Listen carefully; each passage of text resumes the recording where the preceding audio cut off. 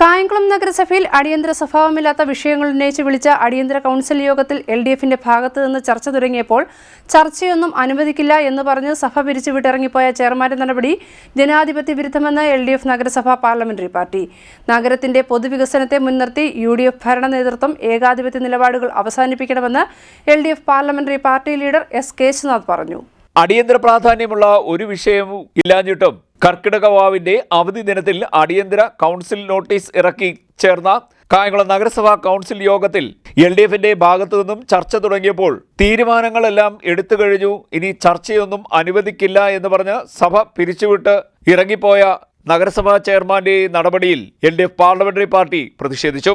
ഒരു ജനാധിപത്യ ഭരണ സംവിധാനത്തിന് ചേരുന്ന നടപടികളല്ല കായംകുളം നഗരസഭാ കൗൺസിലിൽ നിരന്തരമായി നടക്കുന്നതെന്ന് LDF parliamentary party leader S. കേശനാഥ് പറഞ്ഞു.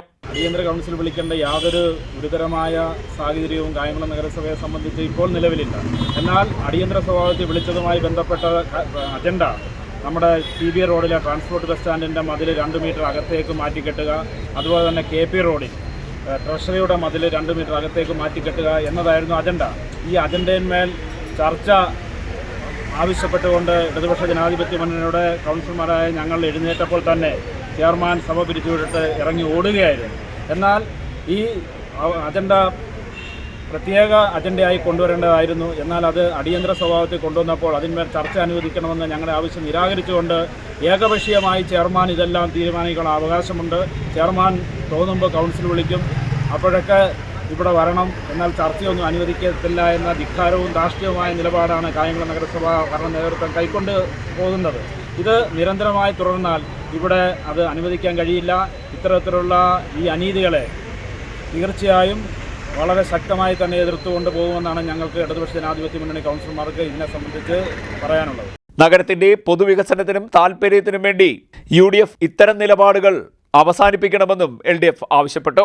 എന്തെങ്കിലും പ്രതിപക്ഷം പറഞ്ഞു കഴിഞ്ഞാൽ വളരെ ധിക്കാരപരമായി ഞങ്ങൾ ചോദിക്കുന്നതിനൊന്നും മറുപടി പറയാതെ ചെയർമാനെ കണ്ട് പ്രത്യേക അധികാരമാണ്, അദ്ദേഹത്തിന് സമയമുള്ളപ്പോൾ സഭ വിളിച്ചു തീർക്കും എന്നുള്ള ധിക്കാരപരമായ മറുപടി പറഞ്ഞിട്ട് ആ സഭയിൽ നിന്നും UDF അംഗങ്ങൾ ഇറങ്ങിപ്പോകുന്ന കാഴ്ചയാണ് കണ്ടിട്ടുള്ളത്. നഗരസഭാ കൗൺസിലിന്റെ അടിയന്തര യോഗം വ്യാഴാഴ്ച ചേർന്നപ്പോൾ അതിന്റെ അജണ്ട കായംകുളം ടൗണിലെ TB റോഡിലെയും KP റോഡിലെയും ഗതാഗത തടസ്സം ആയിട്ടുള്ള KSRTC ബസ് സ്റ്റേഷന്റെ മതിൽഭാഗം, പഴയ ട്രഷറി കെട്ടിടത്തിന്റെ മതിൽഭാഗം എന്നിവ സംബന്ധിച്ചുള്ളതായിരുന്നു. ഇതൊരു പ്രത്യേക വിഷയമായിരുന്നതിനാൽ ഒരു പ്രത്യേക കൗൺസിൽ യോഗമായിരുന്നു കൂടേണ്ടിയിരുന്നത്.